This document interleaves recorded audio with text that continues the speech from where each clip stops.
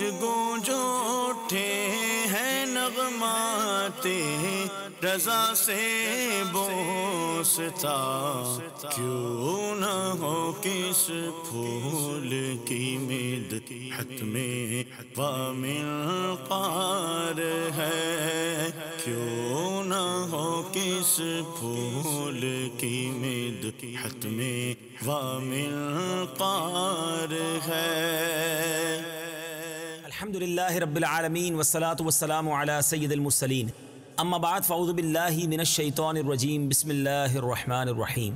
الصلاة والسلام علیک یا رسول اللہ وعلی آلک واصحابک یا حبیب اللہ، الصلاة والسلام علیک یا نبی اللہ وعلی آلک واصحابک یا نور اللہ۔ میٹھے میٹھے اسلامی بھائیوں اور مدنی چینل کے ناظرین، مدنی چینل کا سلسلہ نغمات رضا لے کر ایک بار پھر حاضر ہیں۔ اعلیٰ حضرت کے بہت سارے کلام بڑے ہی نرالے، بڑے ہی انوکھے ہیں۔ کئی کلاموں میں اعلیٰ حضرت نے مدینہ منورہ جانے کی تمنا، مدینہ منورہ کی تڑپ ہمارے دلوں میں بڑھائی ہے، اور آج جو کلام ہم نے سننا ہے اعلیٰ حضرت نے اس میں ہمیں مدینے سے جدائی کا اگر موقع ملے تو انداز کیا ہونا چاہیے، کس تڑپ اور کس فکر کا مظاہرہ کیا ہے اس کلام میں اعلیٰ حضرت نے، اور کیا شاندار ہمیں ذہن دیا ہے، ہمیں عقل کہ ناخن لینے کا بھی مشورہ دیا ہے، اور ہمیں بہت ساری سوچیں بھی عطا کی ہیں۔ کلام ہے، پھر کے گلی گلی تباہ، ٹھوکرے سب کی کھائے کیوں، دل کو جو عقل دے خدا، تیری گلی سے جائے کیوں۔ میٹھے میٹھے اسلامی بھائیوں، تباہ کہتے ہیں ویران کو، سب کی یعنی تمام لوگوں کی یہاں مراد یہ ہے۔ میٹھے میٹھے اسلامی بھائیوں، اس شعر کا مطلب کیا بنتا ہے؟ اعلیٰ حضرت یہ سمجھانا چاہتے ہیں کہ نبی پاک کے در کو چھوڑ کر دنیا بھر کی ٹھوکریں کیوں کھا رہے ہو، کیوں گلی گلی جا کر تباہ و برباد ہو رہے ہو، نبی پاک کے در پر پڑے رہو، پھر کے گلی گلی تباہ، ٹھوکریں سب کی کھائے کیوں۔ کیونکہ جو سرکار علیہ الصلوۃ والسلام کے در سے منہ موڑتا ہے پھر وہ تباہ و بربادی ہوتا ہے، پھر وہ گلی گلی جا کر خوار ہوتا ہے۔ جو دامن مصطفیٰ کو تھام لیتا ہے وہ کامیاب ہو جاتا ہے۔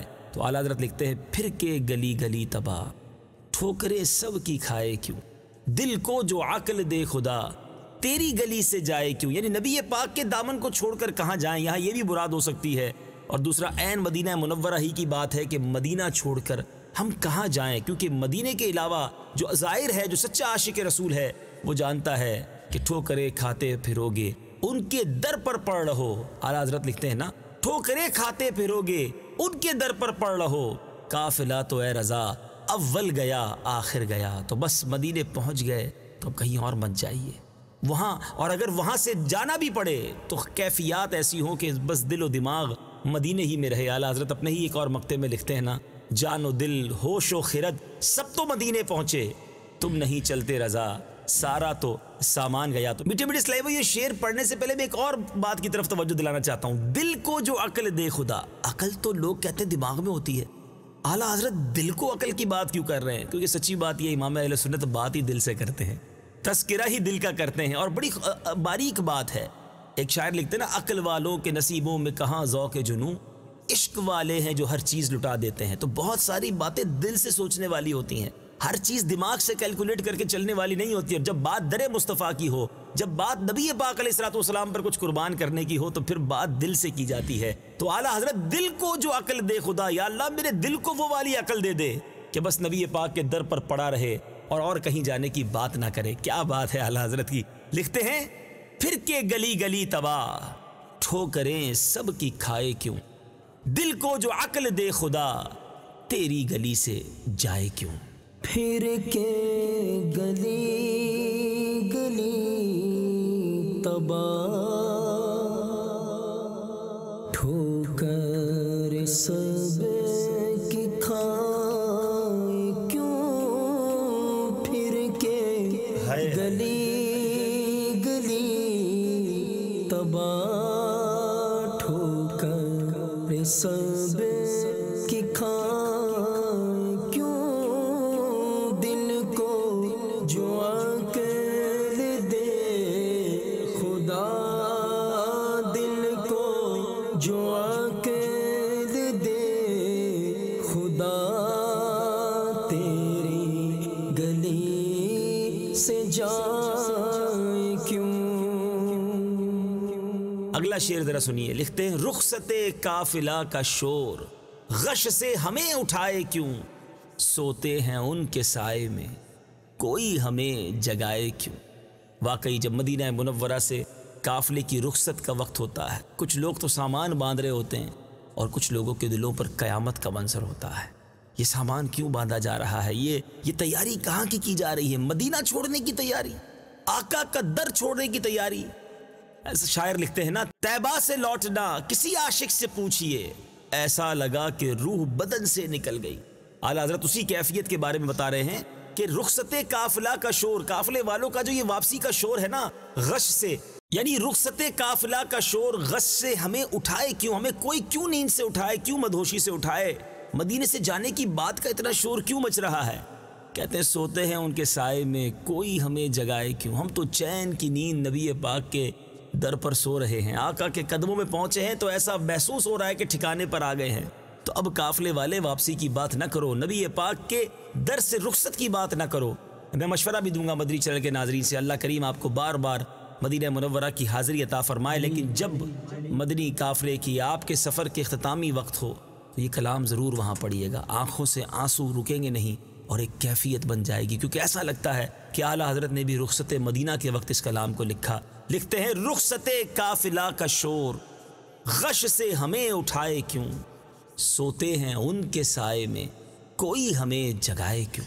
رخصت قافلہ کا شور غش سے ہمیں اٹھائے کیوں، رخصت قافلہ کا شور غش سے ہمیں اٹھائے کیوں، سوتے ہیں ان کے سائے میں، سوتے ہیں ان کے سائے میں، کوئی ہمیں جگائے کیوں، سوتے ہیں ان کے سائے میں، کوئی ہمیں جگائے کیوں،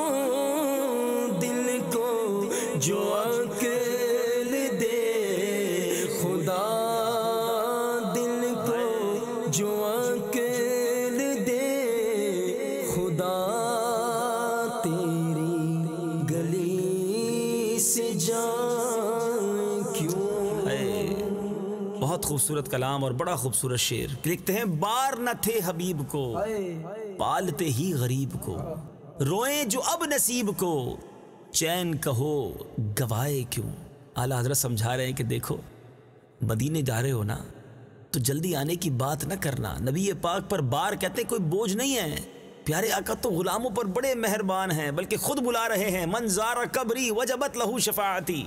یہ ہم ہی نکمے ہیں جو مدینہ چھوڑ کر آ جاتے ہیں، ورنہ وہاں کوئی آقا پر بوجھ نہیں، وہ تو ساری دنیا کو پال رہے ہیں، آپ کو بھی پالتے، غریب کو بھی پالتے، جو جاتا اسے اپنے پاس رکھیں۔ بلکہ اب نبی پاک کی احادیث میں تو یہ ترغیب موجود ہے کہ تم میں سے جس سے ہو سکے وہ مدینے میں مرے، کہ جو مدینے میں مرے گا میں اس کی شفاعت کروں گا۔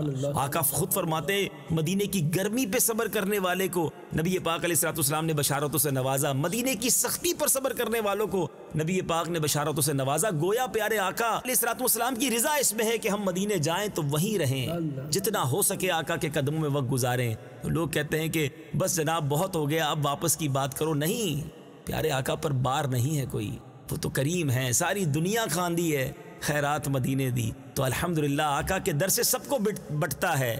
اب ہم جب چھوڑ کر آ جاتے ہیں تو خود ہی غمزدہ ہو جاتے ہیں، خود ہی پھر چین اپنا گوا بیٹھتے ہیں۔ تو اے کاش رب کریم ہمیں مدینے کی ایسی حاضری عطا فرمائے کہ بس ہم وہیں کے ہو کر رہ جائیں۔ اعلیٰ حضرت لکھتے ہیں بار نہ تھے حبیب کو پالتے ہی غریب کو، روئیں جو اب نصیب کو چین کہو گوائے کیوں۔ پار نہ تھے حبیب کو پالتے ہی غریب کو، بار نہ تھے حبیب کو پالتے ہی غریب کو، روئیں جو اب نصیب کو جو اب نصیب کو چین کہو گوائے کیوں روئے جو اب نصیب کو چین کہو گوائے کیوں دل کو جو عقل دے خدا دل کو جو عقل دے خدا تیری گلی سے جائیں کیوں۔ میٹھے میٹھے اسلامی بھائیوں، اس شعر میں ایک بڑی خوبصورت بات سمجھائی جا رہی ہے کہ دیکھو چین گوایا تم نے اپنے ہاتھ سے ہے، اب نصیبوں کو کیوں رو رہے ہو۔ ایک اور شاعر لکھتے ہیں نا، ہم مدینے سے اللہ کیوں آ گئے، قلب حیراں کی تسکین وہیں رہ گئی، دل وہیں رہ گیا، جاں وہیں رہ گئی، خم اسی در پہ اپنی جبی رہ گئی۔ واقعی مدینے سے آنے کے بعد ایسا لگتا ہے اپنا بہت کچھ وہاں چھوڑ آئے ہیں، اور کاش یہ کیفیت ہمیشہ بنی رہے۔ بہت خوبصورت شاعر ہے، لکھتے ہیں نا، جان و دل چھوڑ آیا ہوں یہ کہہ کر اعظم، آ رہا ہوں میرا سامان مدینے میں رہے۔ اب ذرا اس شعر کو سنیے گا۔ روئے جو اب نصیب کو روئے جو اب نصیب کو چین کہو گوائے کیوں روئے جو اب نصیب کو چین کہو گوائے کیوں دل کو جو عقل دے خدا دل کو جو عقل دے خدا تیری گلی سے جائیں کیوں۔ میٹھے میٹھے اسلامی بھائیوں، اب ذرا اگلا شعر سنیے گا۔ اعلیٰ حضرت لکھتے ہیں، یاد حضور کی قسم غفلت عیش ہے ستم، خوب ہیں قید غم میں ہم کوئی ہمیں چھڑائے کیوں۔ اللہ غنی، یہ کس یاد کی بات ہو رہی ہے؟ کون سی پیارے آقا کی یاد ہے؟ پہلے کچھ مشکل معنی کے معنی سمجھ لیجئے۔ غفلت سے یہاں مراد لاپرواہی ہے، عیش سے مراد آرام و سکون ہے، ستم سے مراد ظلم ہے۔ اچھا، قید، گرفتار اور غم کو تو آپ سمجھتے ہیں، رنج و غم۔ اب اعلیٰ حضرت امام اہل سنت لکھتے ہیں کہ یاد حضور کی قسم، نبی پاک علیہ الصلوۃ والسلام کی وہ یادیں جو آپ نے امت کے غم میں آنسو بہائے، رات رات بھر عبادت کرتے رہے، طویل قیام کرتے رہے، یادگاری امت میں سجدے کرتے رہے، آنسو بہاتے رہے۔ اعلیٰ حضرت کہتے ہیں کہ نبی پاک کی اس امت کی یاد کی قسم، ایسے نبی جنہوں نے ہمیں یاد کیا، اب ہم غفلت میں رہیں، اب ہم عیش و عشرت میں رہیں، اب نبی پاک کو بھول جائیں، ان کی سنتوں سے دور، ان کے احکامات سے دور رہیں، یہ تو بڑا ستم ہے، یہ تو ظلم ہے۔ یاد حضور کی قسم غفلت عیش ہے ستم۔ پھر اعلیٰ حضرت لکھتے ہیں، خوب ہے قید غم میں ہم کوئی ہمیں چھڑائے کیوں۔ اگر نبی پاک کی ہمیں بھی محبت کی قید مل جائے، پیارے آقا کے عشق کے ہم بھی قیدی بن جائے، تو پھر ہمیں چھوٹنا نہیں ہے۔ ہم تو اس جال میں بندھے رہنا چاہتے ہیں، نبی پاک کے عشق میں قید رہنا چاہتے ہیں، کیونکہ یہ قید بھی بڑی نرالی ہے۔ اعلیٰ حضرت ایک جگہ لکھتے ہیں نا، اے عشق تیرے صدقے جلنے سے چھٹے سستے، جو آگ بجھا دے گی وہ آگ لگائی ہے۔ تو اللہ کریم ہمیں بھی نبی پاک کے عشق کا قیدی بنا دے، نبی پاک کو ہمیشہ یاد رکھنے والا بنائے، غفلت عیش میں ایسے نہ پڑ جائیں کہ پیارے آقا ہی کو بھول جائیں۔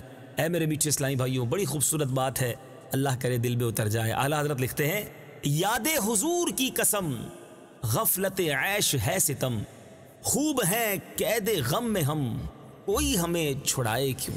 یاد حضور کی قسم غفلت عشق ستم، یاد حضور کی قسم غفلت عشق ستم، خوب ہے قید غم میں ہم، ہاں خوب ہے قید غم میں ہم، کوئی ہمیں چھڑائے کیوں، خوب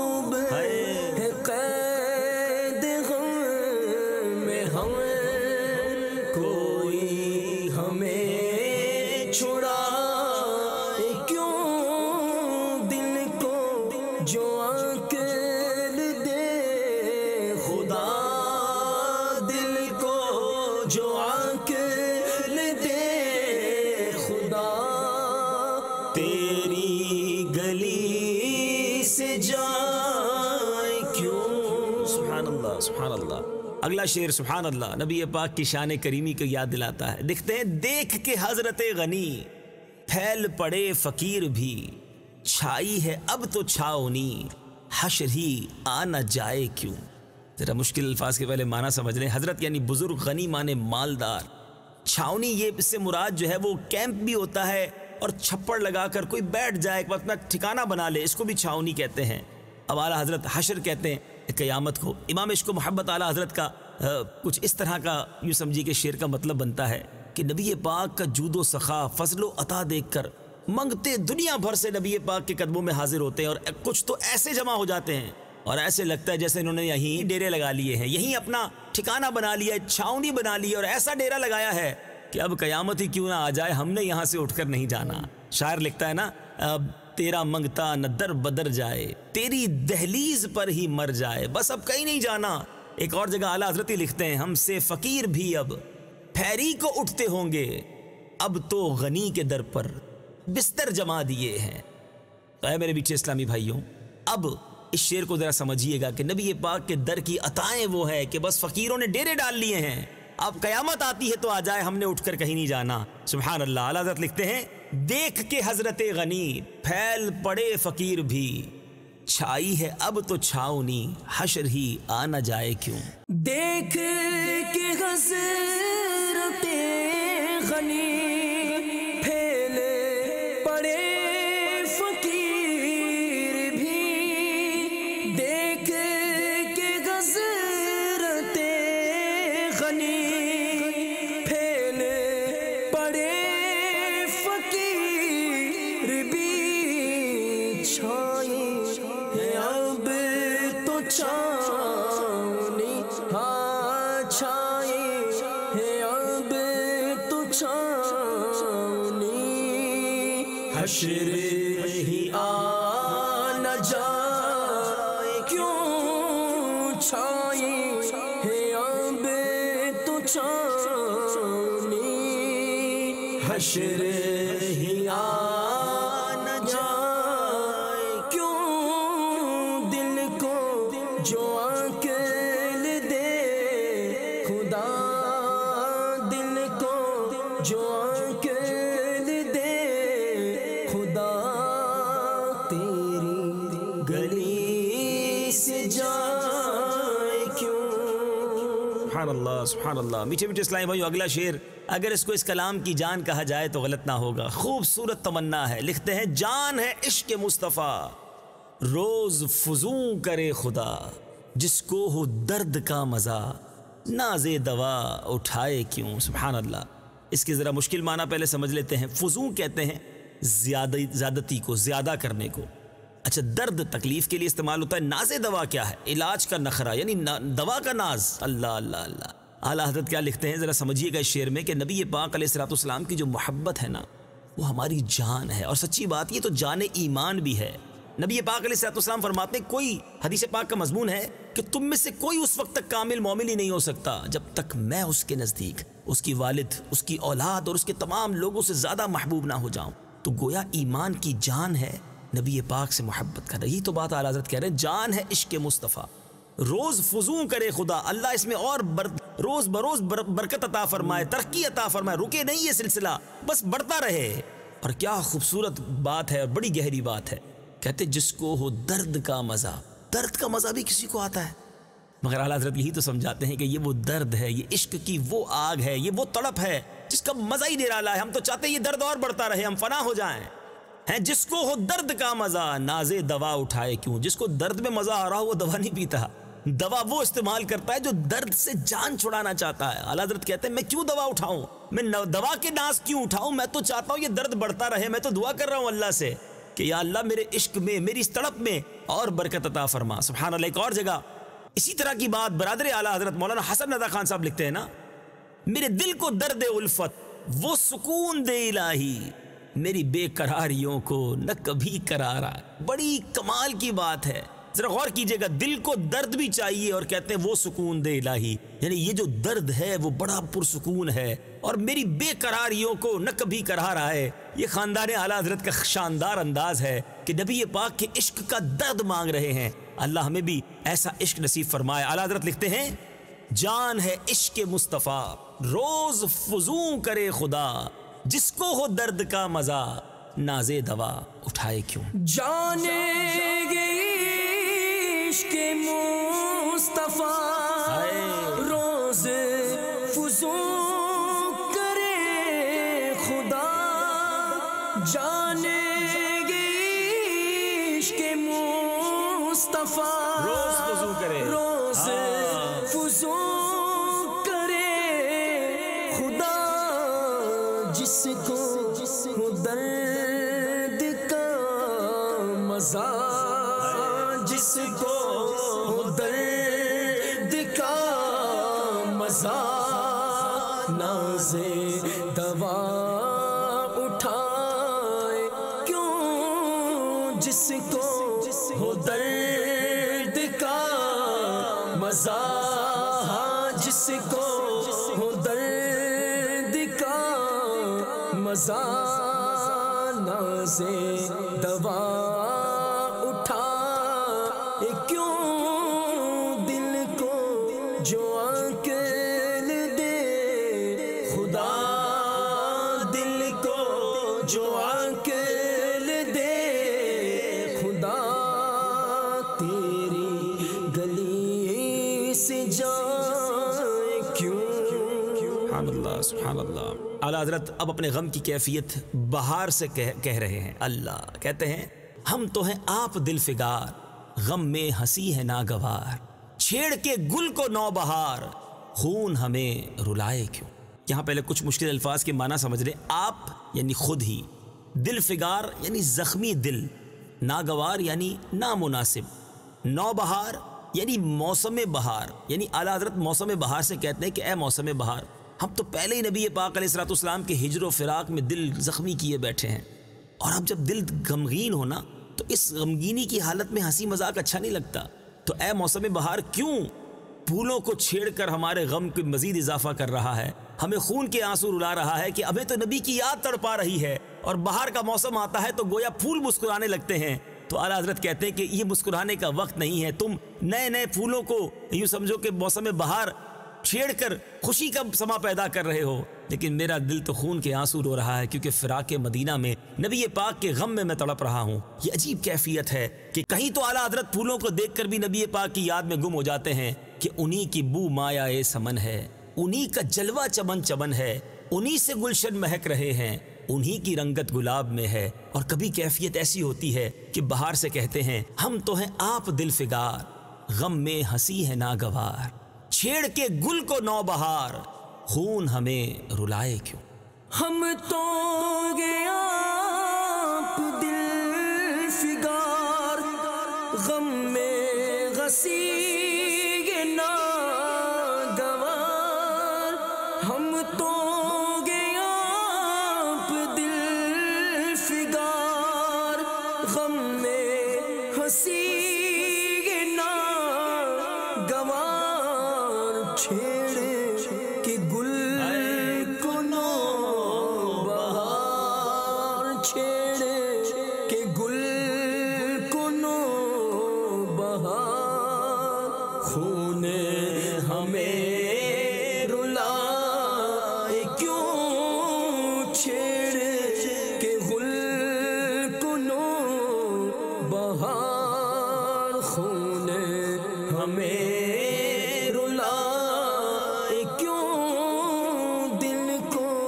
جو عقل دے خدا، دل کو جو عقل دے خدا، تیری گلی سے جائے کیوں۔ میٹھے میٹھے اسلامی بھائیو، ہم ذرا شعر سنیے گا۔ اعلیٰ حضرت لکھتے ہیں اب تو نہ روک اے غنی، عادت سگ بگڑ گئی، میرے کریم پہلے ہی لقمہ تر کھلائے کیوں۔ یہاں پہلے کچھ مشکل الفاظ کے معنی بھی سمجھ لیں۔ عادت سگ یعنی آپ کے در کے غلام کی جو عادت ہے، یہاں مراد یہ ہے بگڑ گئی یعنی عادت خراب ہو گئی ہے۔ اور لقمہ تر یعنی ترنے والا۔ اعلیٰ حضرت کچھ اس طرح کہنا چاہ رہے ہیں کہ اے میرے آقا، آپ نے بڑی کرم نوازیاں کی ہیں، بڑی رحمتیں کی ہیں، اپنے غلام کو آپ ہی نے پالا ہے، یہاں تک پہنچایا ہے، اتنی آسانیاں آپ کے کرم سے ہو گئی ہیں، تو اب عادت خراب ہو گئی ہے آرام سے رہنے کی، آپ کی کرم نوازیوں اور آپ کے ٹکڑے کھانے کی، تو اب ان نعمتوں کو، اب ان برکتوں کو مجھ سے دور نہ کیجیے گا، کہیں یہ عزتیں نہ چلی جائیں، کہیں یہ نعمتیں دور نہ ہو جائیں، کہیں میں زوال نعمت میں مبتلا نہ ہو جاؤں۔ آپ نے جب پہلے بھی اپنے گدا کو، اپنے فقیر کو اتنا پالا ہے، اتنا نوازا ہے، تو یہ کرم نوازی جاری رکھیے گا۔ بڑا خوبصورت انداز ہے اعلیٰ حضرت کا بارگاہ مصطفیٰ صلی اللہ تعالی علیہ وسلم میں التجا کرنے کا۔ ایک اور کلام میں بھی اعلیٰ حضرت لکھتے ہیں نا، تیرے ٹکڑوں پہ پلے غیر کی ٹھوکر پہ نہ ڈال، جھڑکیاں کھائیں کہاں چھوڑ کے صدقہ تیرا۔ اسی طرح کی بات اس شعر میں ہے کہ اب تو نہ روک اے غنی، عادت سگ بگڑ گئی، میرے کریم پہلے ہی لقمہ تر کھلائے کیوں۔ اب تو نہ روک اے غنی، عادت سگ بگڑ گئی، اب تو نہ روک اے غنی، عادت سگ بگڑ گئی، میرے کریم پہ ہے نہیں، میرے کریم پہ ہے نہیں، لقمہ تر کھلا کیوں، میرے کریم پہ ہے نہیں، لقمہ تر کھلا کیوں، دل کو جو عقل دے خدا، دل کو جو عقل دے خدا، تیری گلی سے جائے کیوں۔ سبحان اللہ سبحان اللہ۔